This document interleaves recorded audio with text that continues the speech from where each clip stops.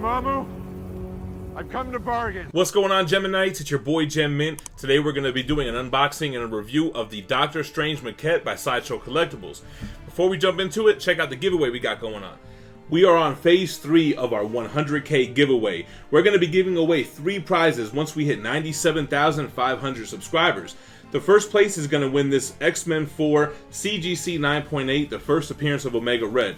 Second place is going to get this huge, oversized Marvel's hardcover with incredible artwork by Alex Ross. And third place is going to win this set of The Boys softcover omnibus, which wasn't claimed from one of our earlier giveaways. Make sure you're subscribed to the channel and stay tuned to the end of the video for more details on how to enter. Alright guys, here's a look at the art box. We have the statue on the front, Doctor Strange logo, wraps around for kind of a cosmic, mystic, dark blue. Almost looks like stars. They have this kind of grid pattern on there. SIDESHOW maquette. Let's take a look at the top. Doctor Strange logo there as well.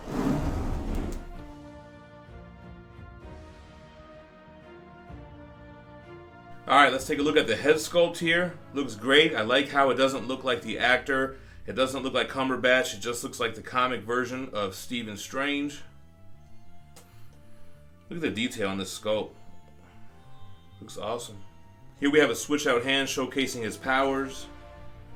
I like how SIDESHOW has been doing this lately. This technique of like using paint to look like a glow effect, like you have green paint on his palm. Here's a left hand that doesn't have the construct, if you don't want to display it like that. Look at the sculpted in details of like the glove fabric, how it has those folds. Then here's his right hand, you know, signature Doctor Strange pose with his fingers, almost like the Spider-Man pose. Here's a quick look at his sash. I like the detail and the motion that it gives off. Matching the gloves. Here we have the body. I always love the detail on his cloth. It looks like it's fabric, but this is all sculpted here.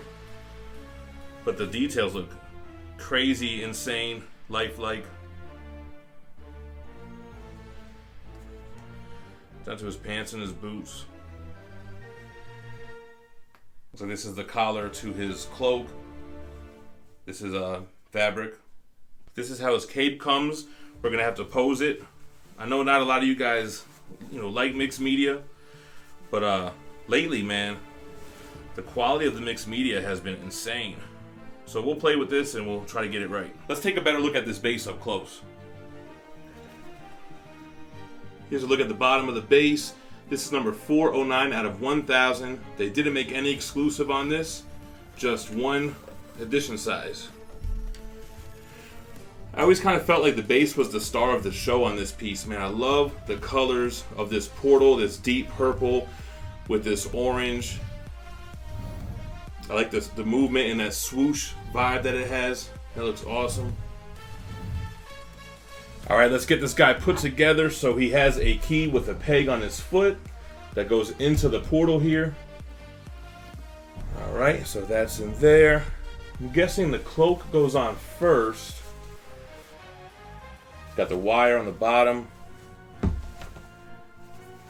You got the hole for the Eye of Agamotto that goes in his chest.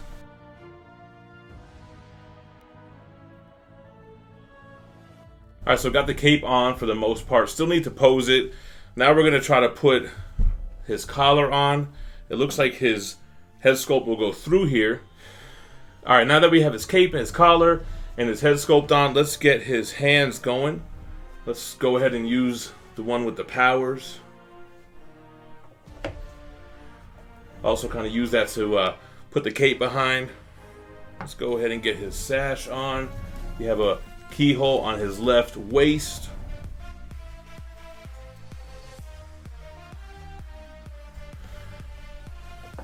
And then his right hand. And that'll be it.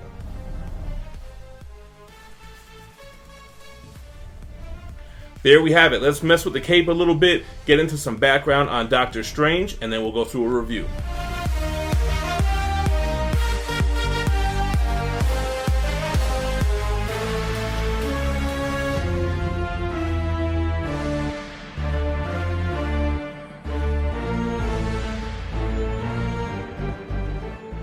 Dr. Stephen Strange was created by Steve Ditko and Stan Lee. He first appeared in Strange Tales 110 in July of 1963. He wasn't on the cover of that issue because Strange Tales would have 2 stories within each of their issues, and the Doctor Strange story was the second one. He shares his first appearance with some of his companions, the Ancient One and Wong, and also with his first villain, Nightmare. Doctor Strange will become the Sorcerer Supreme and Master of the Mystic Arts, bringing a magical aspect to the Marvel Universe. In 2016, Doctor Strange would see huge success in the MCU with his first self-titled movie. He played a huge role in Avengers Infinity War and Endgame, and may possibly change the entire aspect of the Marvel Cinematic Universe with his sequel movie, Multiverse of Madness.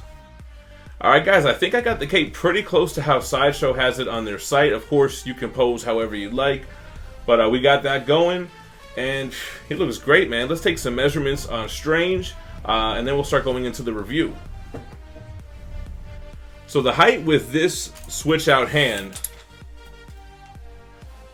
puts him at about 25 inches tall. Now let's look at his depth, about 14 inches.